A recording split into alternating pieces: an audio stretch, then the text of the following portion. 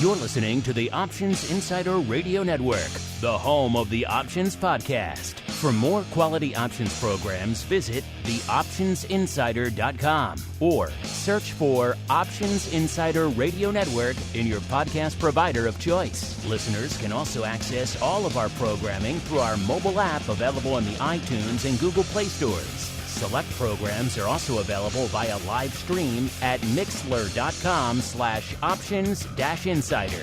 That's mixlr.com/options-insider. Don't forget to follow along with your favorite programs and submit your own questions for the hosts at twitter.com/options, stocktwits.com/options, facebook.com/theoptionsinsider, or via questions at theoptionsinsider.com.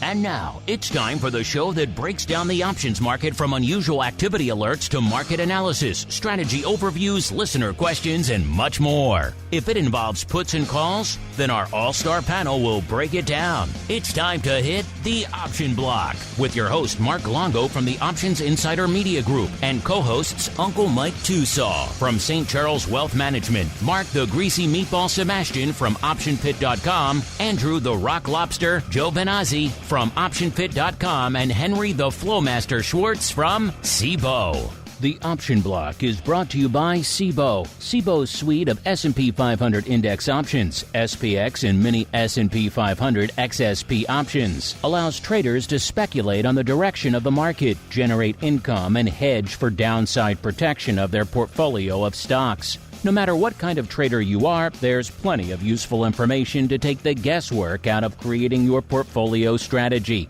and to help you make more educated moves in the market. Visit www.cboe.com/SPX today to learn more. The views expressed herein are those of the speakers and do not necessarily reflect the views of Cboe Global Markets Incorporated or any of its subsidiaries, collectively Cboe. The information provided is for general education and information purposes only. There are important risks associated with transacting in any of the Cboe products or any of the digital assets discussed here. Before engaging in any transactions in those products or digital assets, it is important for market participants to carefully review the disclosures and disclaimers contained at www.cboe.com/US_disclaimers. These products and digital assets are complex and are suitable only for sophisticated market participants. These products involve the risk of loss, which can be substantial and, depending on the type of product, can exceed the amount of money deposited in establishing the position. Market participants should put at risk only funds they can afford to lose without affecting their lifestyle. And now, get ready to hit the Option Block.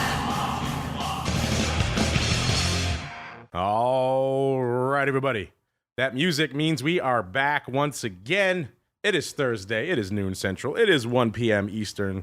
Time to rock out with our bi-weekly options extravaganza, known around the globe as the Option Block. My name, of course, Mark Longo from theoptionsinsider.com, as well as from the network upon which so many of you folks are binging these days. Glad to see so many folks enjoying the latest addition to the network, the Futures Rundown, diving deep into all the many and varied nuances of futures, and they are many. It's a fun one. If you're listening to this on the network, then of course you're already getting it. If you're not, if you're just listening to the Option Block, A, we love you, that's fine. But B, you're missing out on a whole heck of a lot of fun stuff. So make sure you're getting the whole network wherever you're listening to this. Then if you want to go above and beyond, you're feeling spicy, you're feeling saucy, then head on over to theoptionsinsider.com/pro. Once you're there, that'll give you access to, of course, pro Q&As. I just gave away our September Pro Trading Crate yesterday. So congratulations to our Pro members there. Then, of course, Options Oddities after vol views every week, and a whole bunch more early access to a lot of great content, live streams, all sorts of fun.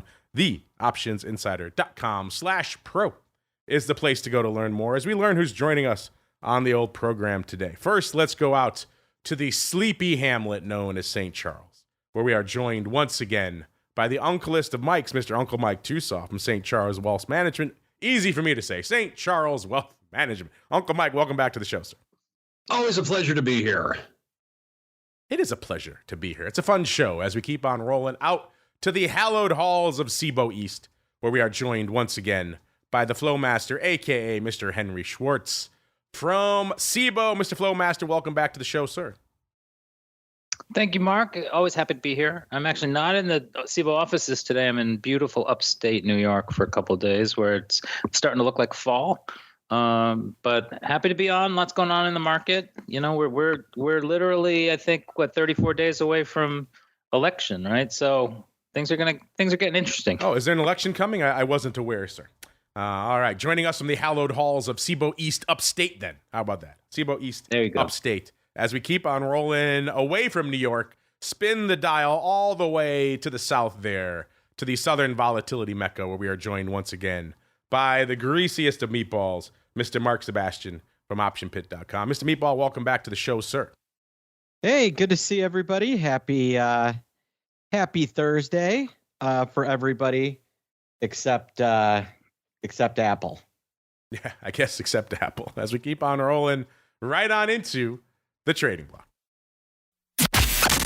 It's time to break down the latest topics, trades, and trends in the world of options. It's time for the trading block. All right, everybody, welcome to the trading block, the portion of the show where we break down what the heck is trading out there. And it's another one of these days where if you kind of blink, you'll miss it. If you don't like where the market is, just wait 5 minutes, because we're doing a lot of that whipsaw-y dance yet again. That's kind of been the theme for most of the week. We start the day in one direction, then we move rapidly in another direction, then we probably move back, and then if past is prologue, we move back again. We've already done that dance a few times today, listeners. We started off selling off, the S&P got below 5,700, then they rallied it north of 5,700, then back down again, and then back north again, pretty much north of 5,700 again. So we crossed that threshold a couple of times already today, and now we're moving back to the dark side as we're kicking off the show proper. S&P off about 0.5%, Dow off about 0.75%, NASDAQ off about 0.4%. One of these days I'm going to remember to pull up small caps at the same time. It's not like we don't talk about them every week. Yeah, small caps off about 1% out there as well, listeners. So a lot of red on the market screen right now. That means our pal VIX Cash continuing to climb that wall of worry. We got up yesterday to about a 20 3/4, pretty close to it. And you know what? We hit that pretty much exact level. I'm hitting it right now. 20 3/4 as we're kicking off the show. We were at 20 1/4. We were at 19 3/4 a few minutes before showtime. So VIX Cash firming up a full point just in the last few minutes out there. So things looking spicy. So at 20 1/4, we're looking at up about 3 3 1/3 points. So now obviously we're up about 3.8 points from the Monday show. So quite the spicy meatball out there on the vol front. Of course, a lot of things being mixed into this vol stew. We have this strike on the East Coast shutting down the ports. We have, of course, the escalating tensions in the Middle East. We have the lingering impacts of the hurricane. By the way, of course, our thoughts. We were just down in Asheville a few months ago. You could still hear shows on the network when I was sitting down with a bunch of people in Asheville on this beautiful hotel on a mountain overlooking Asheville, and all of that is ruins over there now, from what I hear. That hotel is closed. So, yeah, just our thoughts out there with everyone in that region. You don't think of inland getting damaged as heavily as they did in that hurricane. So hopefully if you're in that region, you're staying safe out there these days. We understand if you can't listen right now, life tends to take priority at times like this. But all that translating into a lot of vol on the screen out there, listeners. VVIX also looking frothy again. We had dipped briefly below the par level, about back below 100. Now we're back up above it, up to about a 112, up a whopping 12 points from the Monday show. So a lot to unpack. Let's go around the horn the opposite of the way we started. Let's kick things off in the southern volatility mecca. Mr. Meatball, looks like we're whipping and sawing again. What's catching your eye, sir? Well, you know, we've definitely oscillated a bunch today.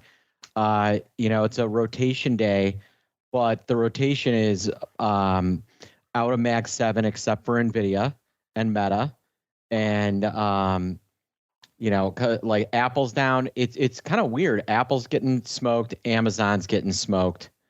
NVIDIA, Jensen Huang came on and said that Blackwell chip demand is quote unquote insane, and the stock completely popped. And Meta jumped with it. So there's that trade is on, but then you've got kind of the rest of the market off, along with Apple and all those names, except for energy. when you look at kind of all the different sectors, the only green I see today, and that includes utilities, is the XLE. XLE is up 1.3%.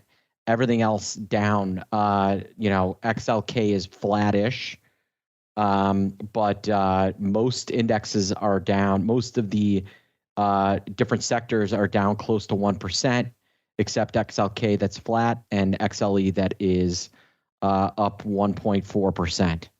Yeah, an intriguing one out there, listeners, as we keep rolling. We go out to the hallowed halls of Cboe East, upstate.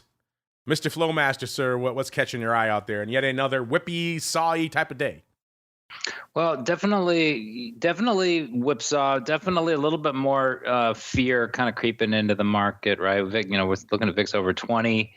And if you kind of look at it, over the last, week and a half, like we've been kind of on a steady trudge higher, even though the market, we are getting some realized volatility, especially kind of on an intraday sense. But I think you're getting people are just kind of starting to, we started the fourth quarter of the year, right? So, people in general are probably sitting on pretty solid gains, because we're up almost 21%, at least for S&P through the end of September. I think people are just getting a little cautious, especially going into the election.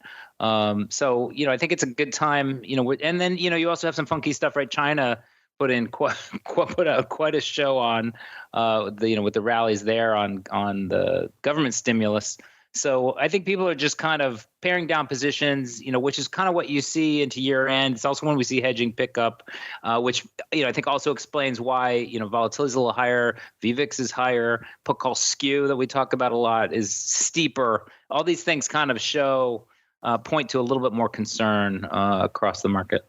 Yeah, you fire up the old Flowmaster machine. You look at 30-day skew in the SPX, 99th percentile right now, sir. So it wasn't that long ago. We were just it was probably about a few days even before the August 5th meltdown. We were all collectively saying, man, protection is so cheap right now. You should probably buy some. And then lo and behold, a couple of months later, how the worm has turned out there, listeners. As we keep rolling out to the hallowed halls of St. Charles Wealth Management. Uncle Mike, it was an Uncle Mike type of day. Then it wasn't. Then it kind of was again, and now it's not again. What's catching your eye in today's whipsaw action, sir? Yeah, this is definitely one of those days to where if you're a day trader and then you're on the right side of some of your trades, whether you're long or short, or probably both several times today, you probably got a smile on your face if you're trading the S&P. So definitely watching that. It'll be interesting to see where we go with the 5,700 mark today. If we can go back above it, we bounced off of it yesterday, shortly after the noon hour. So 5,700 is definitely a number with which I'm watching today on the marketplace. Excuse me.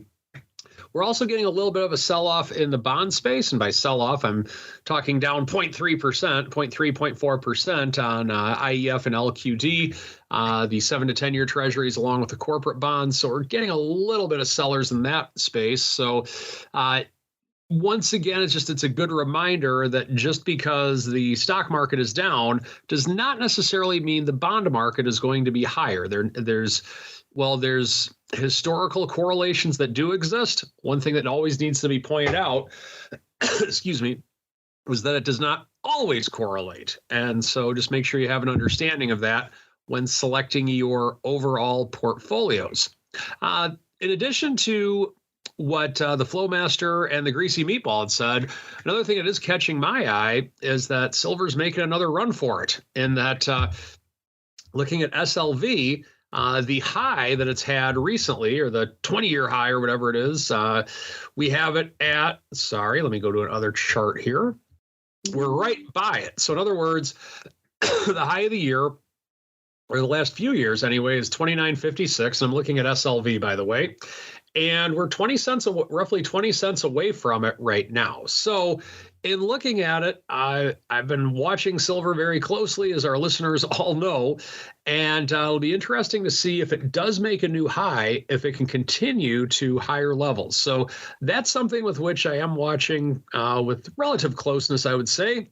And then in terms of individual names, like Mark said, Apple is not having the greatest of days today, but it is still over 220. And I can remember a few months ago thinking about selling it because I thought it had a decent run at 180. Glad I did not. I decided not to. So we are getting a little bit of a sell-off in Apple, down over 1%.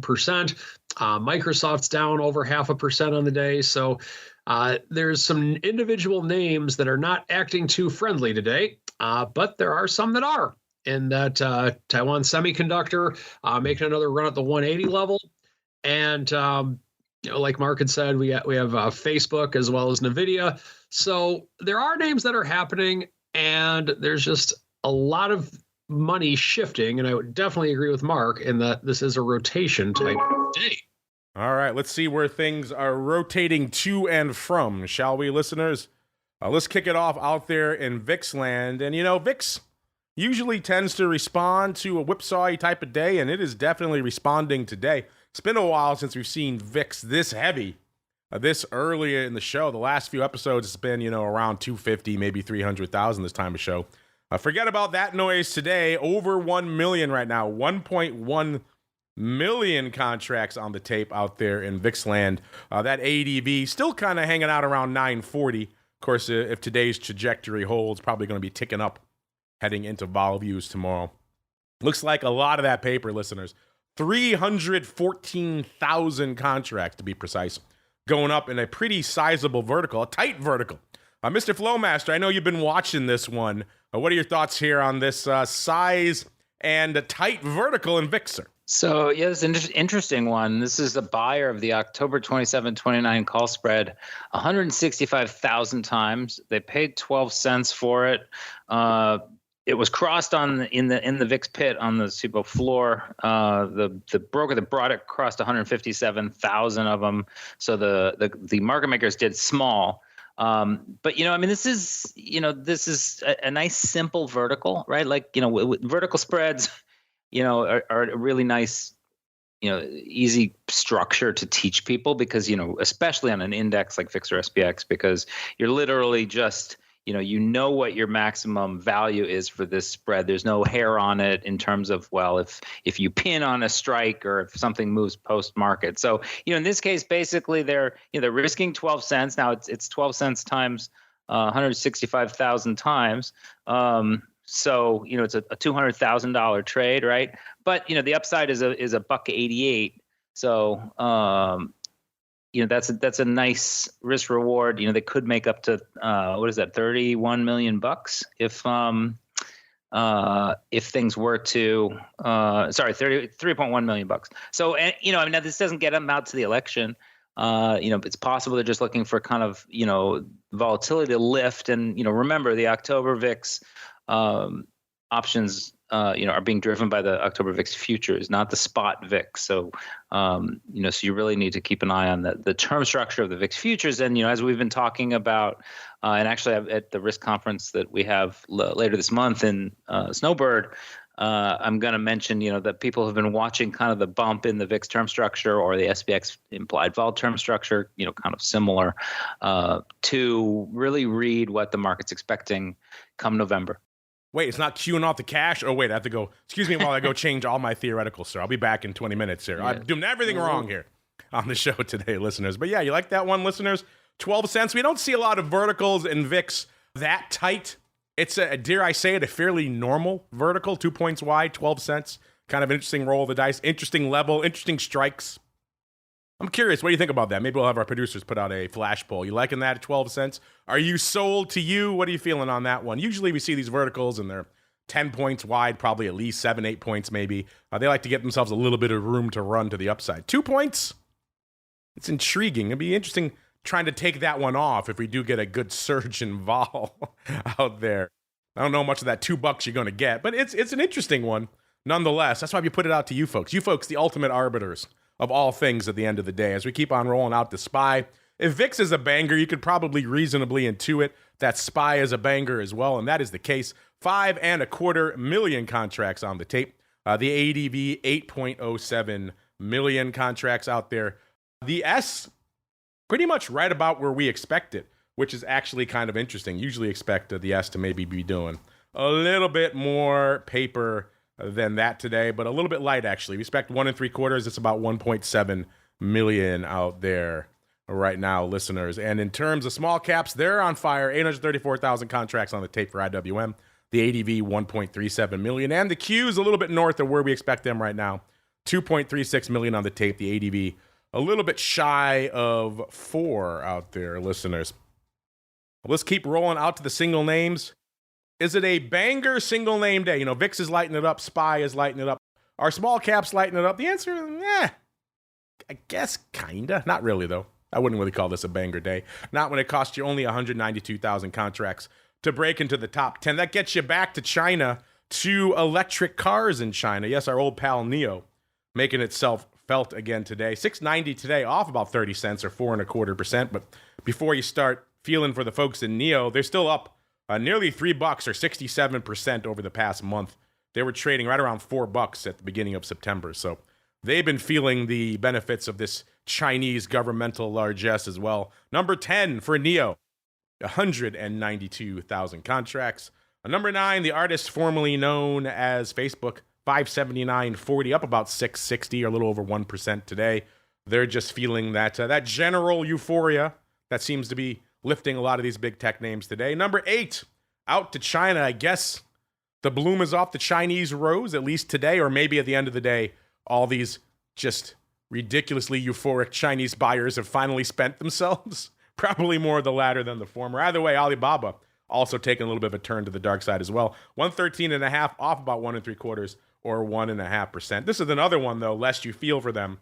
They were trading 82.25 a month ago. So they're up, 31 handles or about 38%. So yet another name that has been lifted into the stratosphere thanks to the on-again, off-again whims of the Chinese government. The Amazonians some number 7 for them. By the way, Baba number 8, 305. Meta number 9, 246 on the tape for them. Number 7, the Amazonians, 324,000 contracts. Amazon, 182.30, off about $2.50 or about 1 1/3% today. So rotating, as the Meatball said, out of maybe the Amazonians into some of these other names, like perhaps SMCI, number 6, 354,000 contracts. SMCI up about 1/4 today, so not really a banger day for them, even though intraday they've had a range of 41.70 to the dark side and 44.25 to the upside. Obviously $2 below that right now. Good for number 6, 354,000 contracts on the tape for them. Number 5, it's the fruit company. Uncle Mike was just talking about them. 223.81, still well north of that level where they said, hey, we're going to buy back all of our stock. About 224 right now, off 280 or about 1.25% for them. Good for number 5, 427,000 contracts. Again, more dire stuff coming out about the iPhone today, and yet, you know, the stock for the most part has shrugged a lot of that off, which is fascinating because in the past that's been kind of the key driver for them. These days, it's about, I guess, buying back stock and just the general euphoria for AI, even though a lot of the buyers of the phone don't really seem interested in it. So, yeah, a lot of interesting contrary data points coming out of Apple, but at the end of the day, it's down today. More sellers than buyers as we move on to number 4. It's AMD going the other way. Our A tech strip alive and well. Number 4, AMD, 428,000 contracts. 162.5, up 2 3/4 or 1 3/4%. We know whither goes NVIDIA, so goes AMD, but to a lesser degree. Number 3, Palantir, also feeling that AI love. 38.5, up about $1 or nearly 3% for them today. Good for number 3, 431,000 contracts. Then number 2, it's Tesla, 239.63, off nearly $10 or 3 3/4%. I think they're missing on deliveries. Yeah, so there we go. More sellers than buyers out there today. Good for number 2, about 1.5 million contracts on the tape. That means the big dog, a little bit bigger today than we've seen it in the past. It's NVIDIA, 3.06 million, 122.15, up about 330 out there for them today. So, about $4, which is about 3.3% for NVIDIA. Speaking of things moving up in percent increments, that's what we have on the tape. The numbers coming out of our friends over there at OCC yesterday, looking at the docket for September, and pretty much a banger month up there. 967 million contracts on the tape for September, so below the ridiculously hot August, which was north of 1 billion, which no one had on their on their docket, I don't think. But 967 for September, definitely respectable. We didn't have an August 5th style meltdown in September, yet we still had a lot of paper. Up 14.1% from September of a year ago. Pretty much up across the board, with the exception of VIX Futures. VIX Futures taking a break, off 1.6% last month. Everything else was up. Equity options up 18.8%. ETF options up 10.9%. Index options up a meager 4.6%. And overall options volume, like we said, up a little over 14%. So for those of you wondering, was September a banger month? The answer was yes. Not a lot going on here on the earnings front. We're kind of in the dregs of the season, listeners, unless you're super hyped about McCormick and Nike and Levi's, because they were popping off this week, and in Conagra. Outside of that, not a lot going on. Tell you what, just because for those handful out there who love jeans vol, I'll hit you with one right now. We had Levi's earnings move results report updated right before the showtime, because we like you folks over there. You can find this for yourselves. TheOptionsInsider.com. Click on the Options News and Articles tab. You'll see Levi's going into their announcement about $21 exactly. They were pricing in 8.7%. They had delivered, as of the time of this report, 7.3%. As of right now, they have continued to tick down off about 7.65%. So they've slightly underperformed their straddle.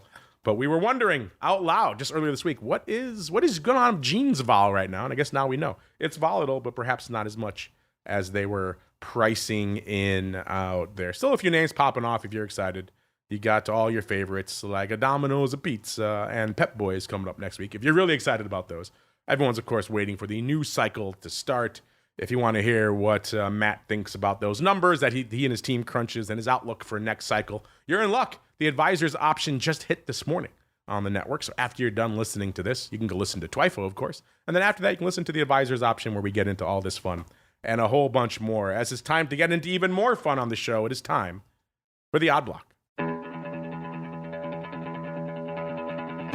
It's time to break down the most interesting, unusual, and downright questionable options activity that's been identified by TheOptionsInsider.com. It's time for the Odd Block.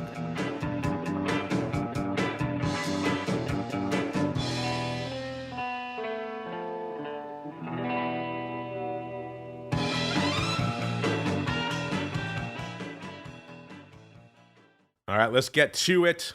It is Thursday, time where we unleash the Flowmaster, see what he fixes his gaze upon this week. Yet another newcomer. Always fun when we welcome newcomers onto the show. Let's go out to Amphenol Corp. Ticker symbol APH. This sounds like an ethanol refiner, but no, listeners, this is an American producer of electronic and fiber optic connectors and cables. So there you go. If you had that on your bingo cards, what we got today. Ticker symbol APH. Trading 62 1/3, up about a quarter today. On the year, I'm going to guess it's been a pretty decent year, and the answer is yes. Was trading $41 a year ago, so they're up 21 1/4, or almost 52% on the year. So a good run for them, even though they did top out in May at right around almost $70. So they are off their highs for the year. I mean, if you just cut the chart off around May or July, $70, they have an even better year. But still a decent year, even though they were $65 just about a week ago as well. So a little bit of that bloom coming off the rose, which maybe explains some of the paper Mr. Flowmaster spotted. Mr. Flowmaster, sir, what did you spot in everyone's favorite ethanol/cable producer, Amphenol, sir? Yeah, I don't think I've ever looked at this symbol, but I noticed this stock because this flow, because it showed up on the trade of the day report, which I still have to make available to the world. But right now it's still a select few. So what's interesting is this is a put buyer yesterday around 1:30. We saw 6,000 of the October 60 puts bought for 52.5 cents. Now, this was a floor trade on the box floor. So you have to be a little bit careful with the market data when there's a floor trade. You know, there's people involved. Things might be slightly a little bit more sluggish than otherwise. But they bought 6,000 of these OC 60 puts. Stock was 63.60. The stock ended up closing down at 62.14, and these puts closed at $1. So that position that's a same day gain of about $300,000, or about 100% on the trade. So that's a heck of a That's a heck of a scoop. I didn't see any news on it. Stocks recovered a little bit today, about 20 cents. I still don't see these things trading, so they seem to be holding the position. I don't know anything else about it, but usually for the odd block, I kind of go with the bullish call block. But in this case, you couldn't ignore somebody making a quick $300,000, basically doubling their money. Somebody got the tip out there in Amphenol. You're right. You don't see a lot of those very aggressive near-dated put buys all too often.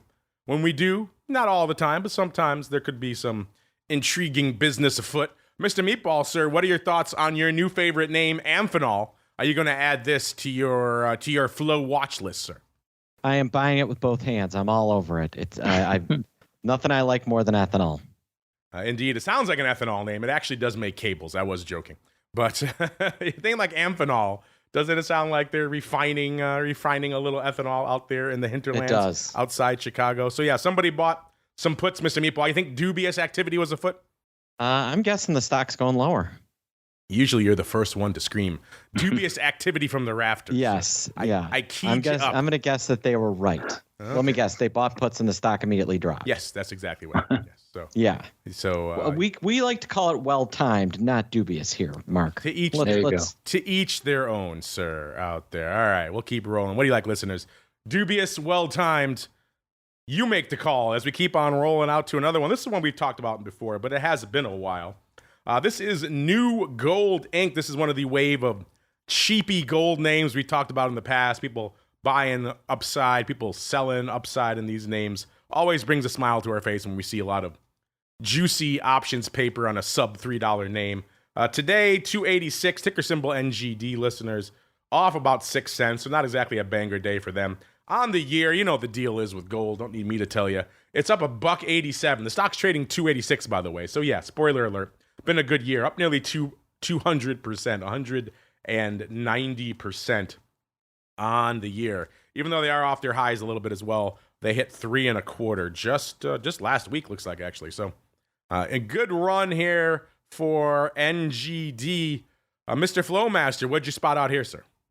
So this trade just happened minutes ago, actually, as we were already on the air. And that was a sweet buyer of almost 7,000 of the Jan 3-strike calls. They paid 32 cents. They are opening. The quote was 30.35, so they didn't have to pay up much for it. That puts the put call around 1,000 to 1, I believe, because the total volume in New Gold right now is about 8,000 puts and 8,000 calls and a 7 lot of puts.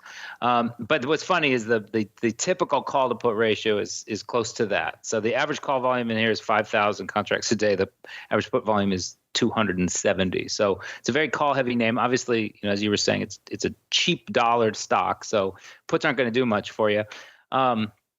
I don't know. I mean, yeah, the stocks, the stock and gold itself has been, on a tear.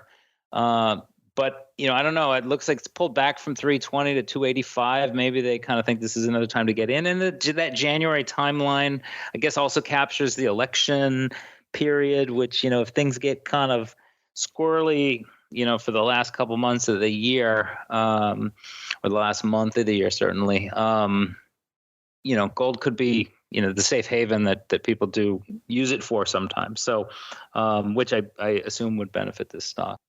All calls, no puts. Sounds like a precious metals name to me, listeners. Whenever you hear TWIFO, listener, you break down anything gold or silver. It's all crazy, funky upside. I can't remember the last time we talked about size puts in any of those names.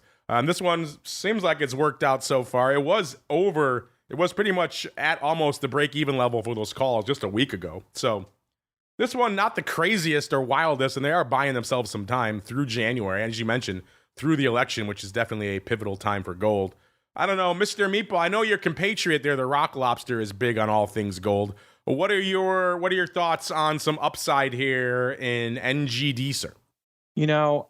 This thing keeps trying to break out, and it just the miners are not the way to play gold. Like, buy gold or don't. Skip the miners. That has been my experience. So you're sold to you on these Jan 3s for 35 cents. You're like, how are they now sold to you down your face? I don't know that I'd want to sell those, but I definitely don't want to buy them. To quote Don, there are options that should be sold and options that should not be sold. I would say those are options that should not be sold. Doesn't mean I want to buy them. The great wisdom of Don Schlesinger continually permeates the network out here. Let's keep rolling out to a hot trade we just talked about on Monday. You know what, listeners? It continues to be hot. Most of the other Chinese names are kind of giving back some of their ill-gotten gains this week, but not TIGR, a.k.a. Up FinTech Holdings Limited. This one sounds familiar, listeners. We just talked about it on the Monday show. It was Uncle Mike and I. And we just talked about somebody. The stock was already at a 52-week high of $5.81. And somebody came in and said, you know what? There's more room to run. I'm going to scoop up nearly 5,000 of the Jan 6s. So effectively at the money calls at that point. They paid $1 for them, so they weren't messing around. The stock was sub $6. They paid $1. So that was a sizable outlay. Then again, the stock had been on a nice run, so it was kind of hard to fault them out there. Then again, Uncle Mike and I were kind of like, that's a bit much to pay. A total of 12,000 of these bad boys went up on the day, so they were really convicted in these. Spoiler alert, fast forward to today, listeners. TIGR up another $1.25 today, trading $9.27 right now. So, spoiler alert, these 6s are looking pretty damn good. To the tune of, they're all still open. They haven't even taken them off yet. So, apparently they're like riding these 6s, which gets us to today's paper. Somebody coming in today and saying, well, if I like the 6s, I gotta love the 12s for $1.85, because that's what somebody bought this morning. 4,021 of the Jan 12s. So the 6s for $1 a few days ago. Now we're talking 12s for $1.85. Man, that call wing getting out of control, listeners. The stock was 8 3/4 at the time, so still 60 cents roughly below where we are right now. So they're already winning on the stock again. So I guess you just buy everything to the upside, listeners, and it works out for you out there. So, man, a lot of upside. And just in case those Jan 12s weren't optimistic enough for you, someone also scooped this morning 1,113 of the October, not even going out to Jan, 1,113 of the Oct 17s. They paid 30 cents for those bad boys. So we were joking about maybe the 6s being a bridge too far on Monday, myself and Uncle Mike. And now here we are talking about the 12s in Jan and the 17s in October. Man, there's, I guess, no limit to the upside. Uncle Mike, we were just joking about these a few days ago. We kind of thought the 6s for $1 might have been a bit of a bridge too far. And lo and behold, they have built more bridges, sir. What are your thoughts on the just endless upside, apparently, in TIGR, sir? It's all working out. I mean, you just buy calls, and how can you lose? That just seems to be the theme with where we're going with this. No doubt about that. I would not have... I wish I would have bought all those calls, I guess. Maybe that's how we need to look at it. Yes, we were foolish for not paying $1 on calls that were for a stock that was sub $6 just a few days ago. Mr. Flowmaster, I'm sure this flow has come across your radar. It's kind of hard to escape TIGR. It's been dominating all the upside flow, certainly this week, and for good reason. Today, forget the 6s. They're loading up on the 12s and the 17s with a month to go. What are your thoughts, sir? Well, like I said at the beginning, this China stimulus move, has been pretty impressive. It kind of feels like, in the U.S. we say don't fight the Fed. For these China ADRs, it's, some of these things have tripled, and it's possible somebody's just kind of looking at the beta of some of the ADRs that are easily tradable here, and they really liked this as a China play. I think I mentioned this one before. I've actually had meetings with their U.S. brokerage. They have like a subsidiary or a connected company as well. And, so maybe they also kind of like the fundamentals of the brokerage space, which, we all know with volumes at record levels. And we're back on track for over 12 billion. That September was strong enough to kind of get us right back there. So it's impressive, but, I have a small position on in PDD, right, which is Pinduoduo. They own Temu, which is one of the most annoying merchants out there. But I did okay. That stock shot. That is you could not have described them in a better way Henry. So I've been watching this China stuff pretty closely. It's been a really big move, and I think a lot of people are kind of like maybe it's due for a little pullback, but obviously not this trader. Mr. Meatball, I know you love Temu, but what are your thoughts on this these TIGR endless upside in TIGR, sir? Yeah, look at FXI. Obviously the option volume is off a little bit today, but just the volume that we have seen in that over the last couple of days, like today, the average volume was only about 100,000 leading in this last week. Today is a light day and it's done 400,000. I want to say yesterday they did what, a couple of million contracts. It has been a just absolute explosion in volume in the stock or ETF and in the options. And you can see it in just kind of how much realized volatility has exploded in it as well. China came in and basically fired a bazooka of stimulus at their economy. And, I think it's actually beneficial right now. China is, markets are closed in China. And so we don't really know how their market is going to react to all this stimulus. So this is all Hong Kong and the United States kind of doing their best guess at how these stocks are going to behave. And right now, our best guess is they're just going to go off the rails higher. A bazooka of stimulus. I like that, sir. I like that analogy. As we keep on rolling, let's see what you folks have. Is it a bazooka of questions and comments? Certainly seems like it. It is time for the mail block. It's time to take your seat on the All-Star panel as we read your emails, tweets, Facebook messages, website comments, and much more. It's time for the mail block. All right, let's check in really quickly first on our fun flash poll we just put up. That OCK 2729 vertical, 12 cents. You like that one? You like that? Are you a buyer or a seller? Our audience kind of split on that one. 60% say you want to buy it right now. 40% say you're going to sell it, which is kind of interesting. Interesting stuff out there. Add options. That's a flash poll. It's only going to be live for a couple of hours, listeners. So if you're listening on the podcast, probably too late. Yet another reason why you need to be checking us out on options on the old X throughout the week, listeners. Let's keep rolling. Let's go out to Brandon. He's got an interesting question. Brandon writes in, says, hello. Well, hello, Brandon. A long-time listener here, first-time questioner. Well, we love all the first-timers. We're seeing a ton of you new listeners hitting the network all the time these days. Welcome to all of you out there. Even though we've been doing it for a while, 17 and a half years, we love all the first-timers, so feel free. Don't be shy. Send those first questions in. He says, I have a question for the option block. Well, there you go. You passed the first test. You sent it to the right show. He says, I was looking at leap options and noticed that the out-of-the-money delta was greater than 0.5.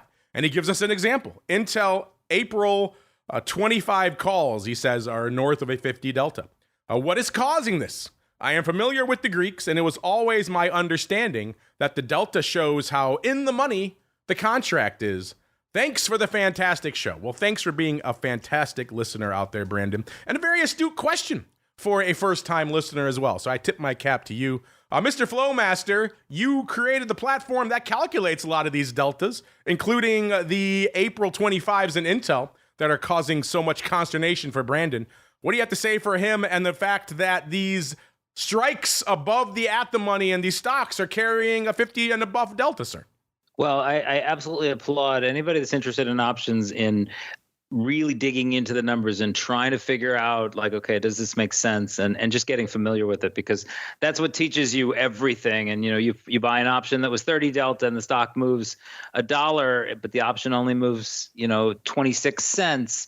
You have to figure out what was going on here, and it's a great exercise. The way that delta works, it's actually the at the money is considered the forward. So if you're talking about a forward, which is like a future, in $100 stock a year from now with interest rates here, the forward's around 105. So that's actually the point where the strike would be 50 delta on the call and the put. So they still sum up to 100, right? The call delta plus the put delta, but it's not where the stock is now going out forever. It's where the forward of the stock is.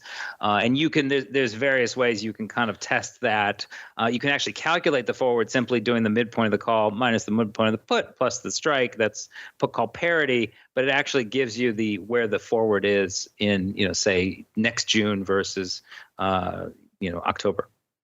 That's super sexy delta drift. Mr. Uncle Mike, anything to add here for Brandon, who's confused about out of the money leap deltas? No, I think the Flowmaster nailed it on that one.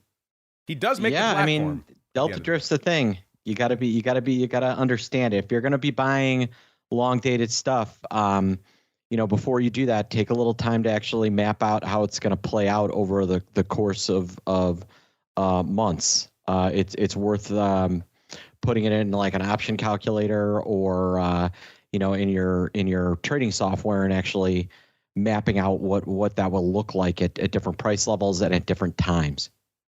There you go, Brandon. Excellent question. By the way, my producers did bump this up to us when we were talking about this type of topic yesterday on the advisor's option too. So I did chat about this yesterday on the advisor's option a little bit as well. So if you're subscribed to the full network, you should be. Check out the advisor's option on the office hour segment. We do touch on this a little bit there as well. All right, let's keep rolling.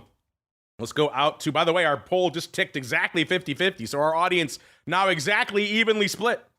They can't decide if they want to buy or sell that vertical, which is kind of interesting. Speaking of what our audience is up to, obviously the election is front and center for a lot of people right now.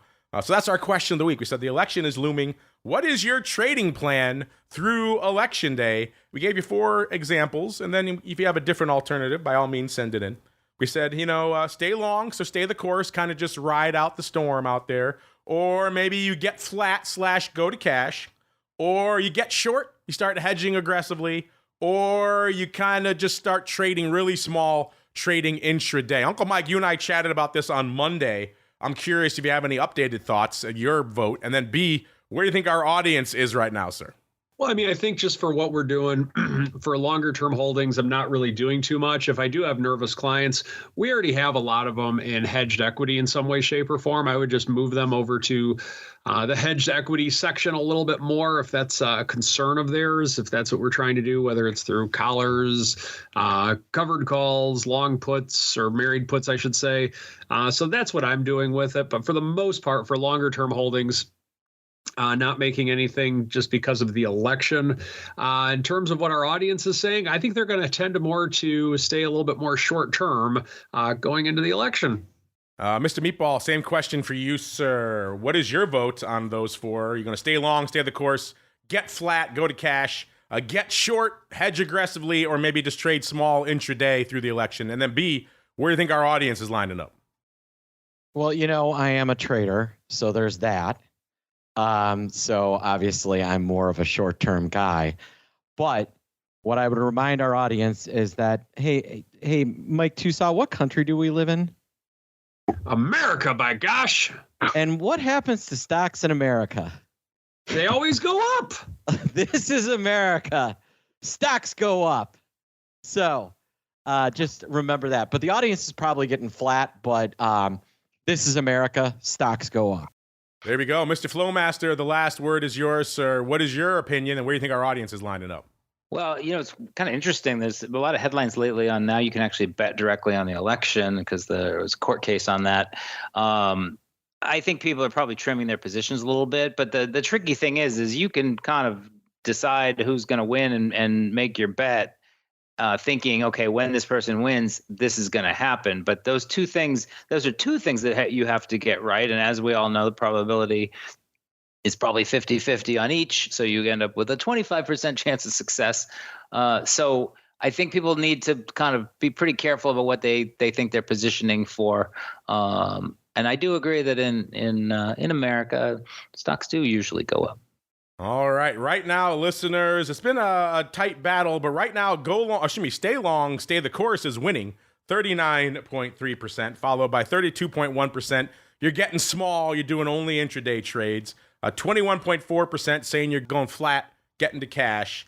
And then 7.1% going the Russell Rhodes route of getting short or aggressively hedging your portfolio. If you haven't voted, you got a couple days left. At Options, the place to go to make your voice heard. As we keep on rolling, let's get out of here with a comment from YouTube. from one of our longtime listeners, BZ Tokyo. I love our listeners. They educate us on all of the many and varied aspects of the market. Last week at this time, listeners, we were all having a good time just laughing about my favorite new company name on the planet, which is Wolfspeed. It became the theme of the show. It just ran away with everything. I still, when I think about it, it brings a smile to my face.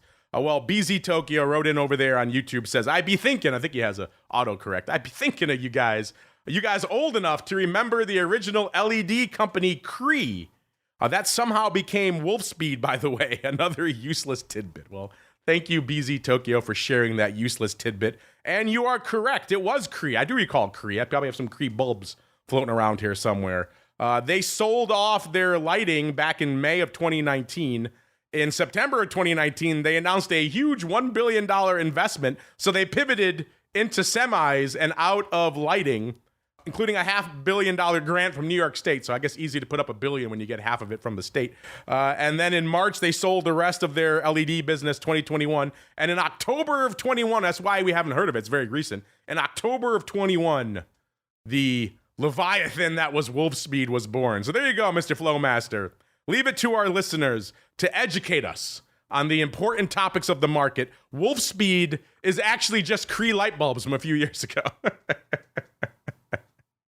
I love everything about that, listeners. So well done to our audience as we keep on rolling. Wolfspeed, a much better name than Cree, as we keep on rolling and go around the block. It's time to tell you what we'll be watching on our trading screens until the next episode. It's time for Around the Block. By the way, during our flash poll on the show last week, we asked you, was Wolfspeed the best name for a company ever? And of course, 71.4% of you had the right answer that, heck yes, it is, because it's demonstrable. It is the best name for a company ever out there. All right, let's go around the horn and see what everyone's keeping an eye on. We'll start with the Flowmaster. First off, Mr. Flowmaster, does that somehow diminish the mighty Wolfspeed to know that it's really just Cree light bulbs by another name? And then B, what's catching your eye? What are you keeping an eye on until next Thursday? I am glad to learn that Wolfspeed is Cree. I definitely bought some of their light bulbs in the past. One thing that I'm watching, I mean, as we get towards election day, I think things will stay pretty choppy. I don't really know, if we're going to be shooting one way or the other, but a choppy market can be great for traders, right? Especially as long as people are keeping their bet small. But one thing I've been playing with and really trying to understand, I have not traded them myself yet, is so Cboe launched variance futures a couple weeks ago, and they actually, I think yesterday we traded 160 contracts, and I'm not exactly sure that, depending on what broker you're using, they can be hard to see. I know that in the LiveVol platform, it's VAV24 shows you the October variance future. And it's a really interesting product because it literally is, it settles into the realized variance over the month of the life of the thing. So every day it's another day of realized being mixed with the remaining part, which is unknown. But I'll tell you, the first day, I think they traded around 220. The next day they were 210, and I was like, well, that's a pretty big move. And then this morning they're around 240. So if these futures are going to kind of, have a lot of motion to them, I want to really understand how they work. So variance futures is kind of my pet project of the week to understand everything I can about them. Realized variance, getting funky. The third time's the charm for Cboe tilting at the variance windmill, listeners. Intriguing stuff. As we keep going around the horn, Mr. Uncle Mike, sir, what are you keeping an eye on until the Monday episode? Well, I just want to see the thing I'm watching today is 5,700 in the SPX. Want to see if we close below it. I think that's kind of becoming a key number in a lot of ways. Continuing to watch to see if silver can make another high and see if we can hit the 30 mark. And then watching to see the bond reaction as the bonds aren't the prettiest girl at the party anymore, or so it feels. So we'll see how traders react to that. And Mr. Meatball, sir, the final word is yours. What are you keeping an eye on until the Monday show? Well, obviously, we've got the Middle Eastern conflict that's affecting oil prices. Non-farm payrolls are tomorrow morning. And then today is the first day of the Jewish Holy Week, I believe. Today is Rosh Hashanah, which what's the old saying? Do you buy Rosh Hashanah, sell Yom Kippur, or is it sell Rosh Hashanah and buy Yom Kippur? I forget which one. What the saying was. Do you recall, Mark? I think it's by Rosh Hashanah Sel Yom Kippur. I think Henry's more qualified. And I would like to wish you Lashana Tova to our friend Henry Schwartz as well. So we've got that's what's on my my card. All right, listeners, and that music means our card is full for this episode, but don't worry, never fear.